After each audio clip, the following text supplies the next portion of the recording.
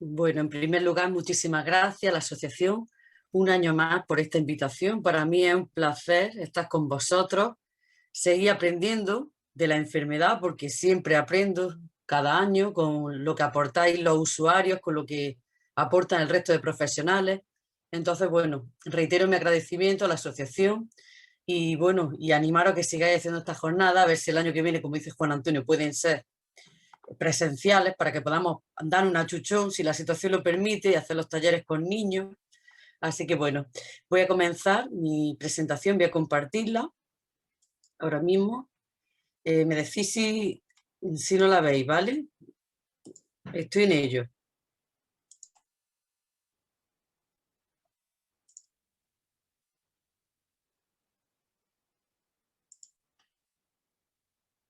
Creo que ya la podéis ver, ¿verdad? Sí, se ve perfectamente. Vale.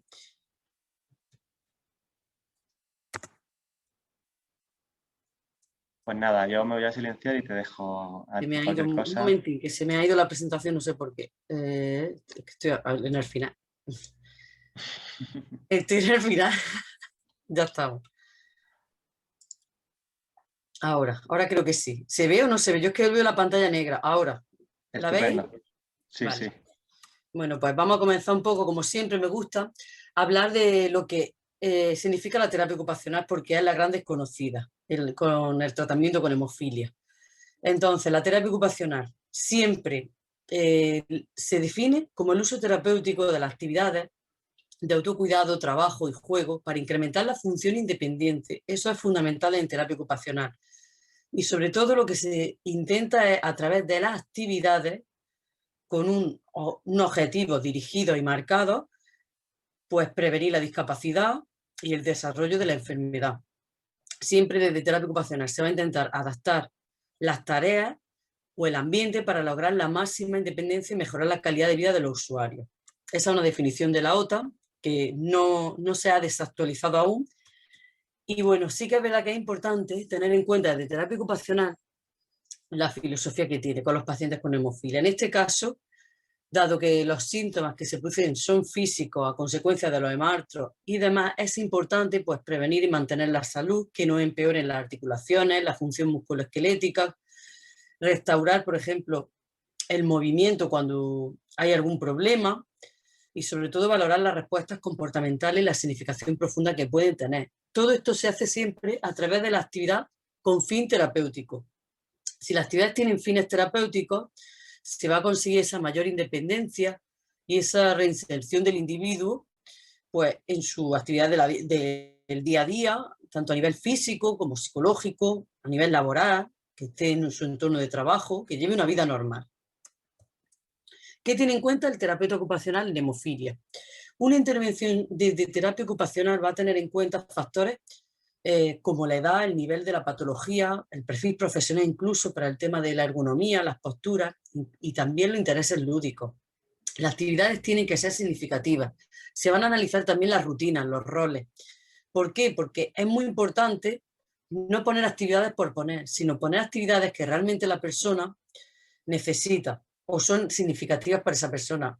Por ejemplo, la profilaxis. Siempre la profilaxis, porque desde que son pequeños los niños y demás, los terapeutas, por ejemplo, tenemos la función de incidir en que desde pequeños los niños, pues, su tratamiento profiláctico, pues consigan esa adherencia para el tratamiento, prevengan ciertos problemas o ciertas situaciones que se pueden dar, ¿no? Por ejemplo, cuando están haciendo actividad física, pues, como ayer se decía, hay que fomentar el ejercicio terapéutico, sobre todo pues en el caso de las articulaciones, pues protegerlas, darle unas pautas a los niños y no quedarnos sentados, como ayer también se comentaba. Entonces, los juegos siempre con precaución, pero sin miedo.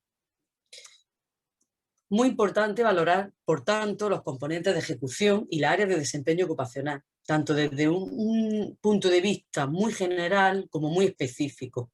Es decir, nosotros vamos a hacer un análisis de la actividad. Por ejemplo, imaginaros que una persona pues tiene que en su día a día que atarse los cordones y le cuesta mucho trabajo porque tiene un problema articular. Pues aquí el terapeuta va a analizar qué rango articular necesita para hacer esa actividad, qué energía necesita para poder llevar a cabo el agacharse, por ejemplo. También va a analizar si la persona, aparte de eso, necesita alguna ayuda técnica. Por ejemplo, si tiene mucha limitación articular, pues se le puede recomendar algún calzador, alguna ayuda técnica, pero eso siempre es lo que yo digo, siempre en última instancia. Es decir, las ayudas técnicas hay que asesorarlas, perdón, el paciente debe de conocerlas, pero no debemos de ir siempre a las ayudas técnicas como primera opción, sino ya como necesidad. Por tanto, si conseguimos que la persona pues mantenga una rutina y sea capaz de llevar esos movimientos que tiene que hacer en el día a día con facilidades o, mejor dicho, sin dejar de hacerlo, pues vamos a conseguir recuperar esos componentes de ejecución ocupacional. Las pautas de intervención va a ser siempre la motivación, la adherencia al tratamiento, eso va a ser fundamental. Nosotros tenemos que hacerle ver al paciente la importancia de seguir esas pautas. Conviene trabajar no solo a nivel individual, sino también grupal. Por ejemplo, en el tema de los adultos, muy importante aspectos como la actividad física, fomentar actividades grupales de senderismo para el tema de las articulaciones, para que así uno pues, se mantenga en forma, se cuide, no tenga problemas a mayores, ¿no?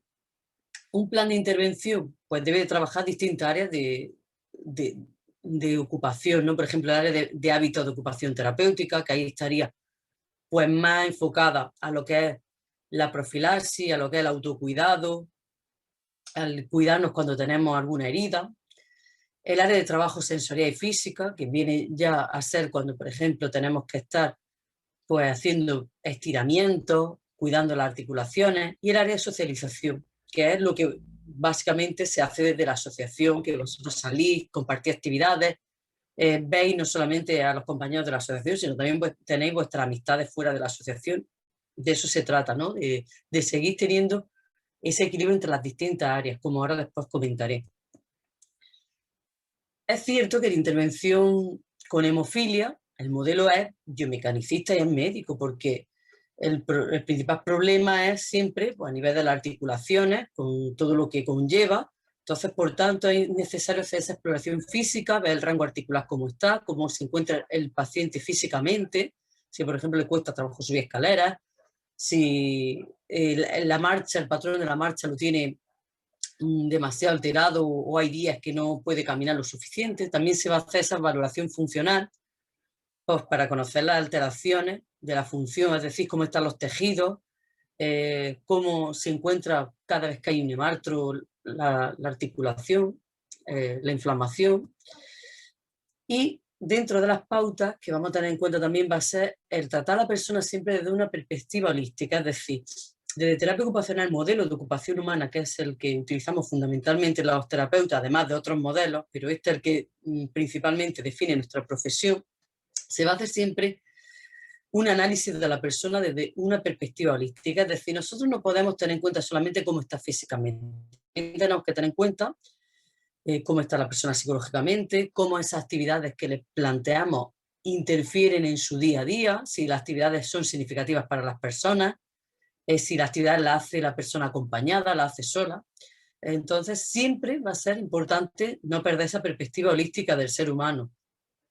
Se van a emplear también diferentes técnicas que comprenden pues, desde la economía articular hasta las técnicas de economización de energía. Por ejemplo, cuando una persona pues, está con un proceso inflamatorio y demás, pues es conveniente que quizás no se levante demasiado, sino que esté pues, en la fase de reposo cuando se lo han recomendado. Pues entonces en este caso siempre vamos a hacer alguna estrategia de economización de energía, por ejemplo. Si no nos podemos levantar, siempre pongo, este ejemplo puede venir bien, ¿no? El de la pinza Hu, que más de uno de vosotros la conocéis. Entonces, si tenemos que coger el mando, pues con la pinza Hu nos lo alcanzaremos y de camino evitamos, pues eso, perder esa energía, hacernos daño. Por poner un ejemplo sencillo que podáis entender esto. Luego, ejercicios psicomotrices siempre que permitan concienciar sobre nuestro cuerpo, mover las articulaciones, estirarnos, es fundamental para conservar esas estructuras lo más sanas posible.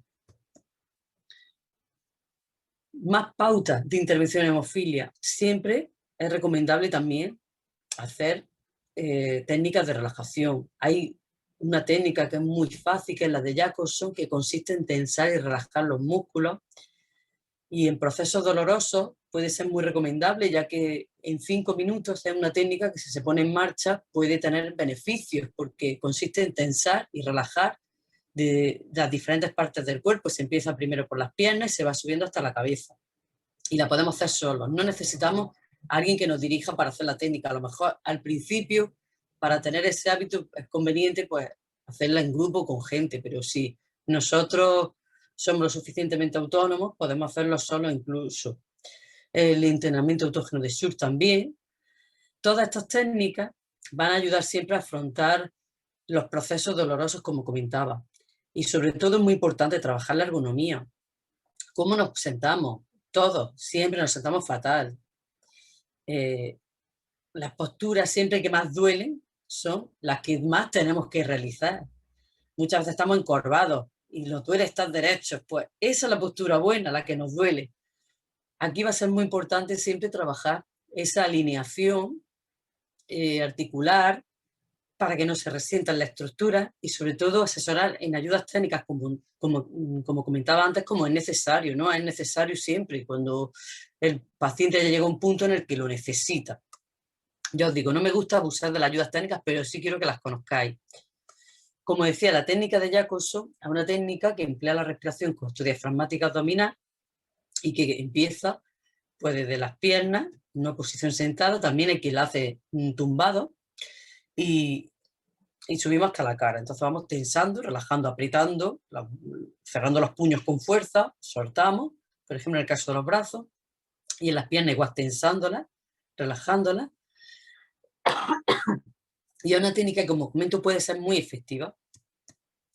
Más ejercicios para mejorar a nivel articular y a nivel de la función musculoesquelética, pues estos que pongo aquí con el Fitbit.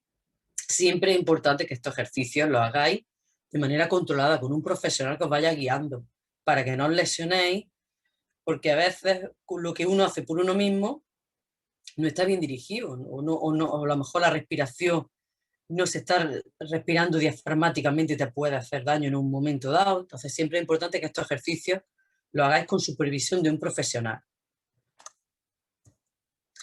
Aquí pongo algunos ejemplos de ayudas técnicas. Como veis, están los calzadores. También tenemos algunas que nos sirven pues, para, por ejemplo, poner la chaqueta que tiene este mango alargado. Veis también la pinza Hu, que es la que está aquí en la derecha abajo. Pues esta pinza Hu es fundamental para muchos pacientes cuando, por ejemplo, tienen alguna limitación articular, ya que te permite simplemente accionando la pinza, pues te coge el objeto. También tenéis ahí como un calzador, un ponemedias que sirven también a veces para poner, por ejemplo, los calcetines. El pantalón también, con este tipo de ayuda te lo puedes poner. Hay algunas más como corta uñas, veis que tiene el mango, por así decirlo, un mango extensible. Pues estos corta uñas también se utilizan cuando hay limitaciones a la hora de agacharse. Veis también un bastón que se puede plegar de estos extensibles. Cuando hay, por ejemplo, problemas de la marcha, pues se pueden utilizar, o de equilibrio, o de fuerza. Y aquí las ayudas para el baño. Como veis, hay esponjas en las que tiene una curvatura su mango que permite llegar a la espalda. Los peines también tienen un diseño que es muy interesante de cara a cuando tienes alguna limitación en el codo, cuando está inflamada la articulación del codo, no tienes movilidad y necesitas peinarte porque tienes que salir, seguir con tu día a día, pues tienes este tipo de peines y son muy prácticos. ¿Qué vamos a tener en cuenta cuando vamos a intervenir con pacientes con hemofilia? Siempre la historia clínica y ocupacional de la persona, es decir, ¿a qué se dedica esa persona? ¿Qué actividades son interesantes para esa persona? ¿Cuáles no? Siempre es verdad que las actividades de autocuidado o de hacer la casa o la compra, las actividades instrumentales de la vida diaria son las menos interesantes a veces. pero bueno, también tenemos que practicarlas porque están dentro de nuestro día a día. Si no sabemos hacernos de comer, pues no nos alimentamos. Entonces, bueno, quizá a lo mejor no vamos a incidir en las actividades que no son interesantes, pero sí que son necesarias y también hay que trabajarlas, sobre todo cuando podemos tener alguna limitación articular que nos impida pues, hacer esas actividades, por ejemplo, para refregar, lo que sea. Vamos a utilizar nosotros también herramientas estandarizadas para evaluar las actividades de la vida diaria. Sobre todo también valorar el equilibrio, la marcha y sobre todo, muy importante, el equilibrio ocupacional. Hay equilibrio en todas las áreas ocupacionales. La persona dedica el mismo tiempo por las mismas horas para trabajar que para, por ejemplo, estar con la familia, autocuidarse, que el autocuidado a veces se abandona y es muy necesario porque dediquemos tiempo para hacer ejercicio, para comer saludable, para desconectar de todo. Eso también es salud y es ocupación.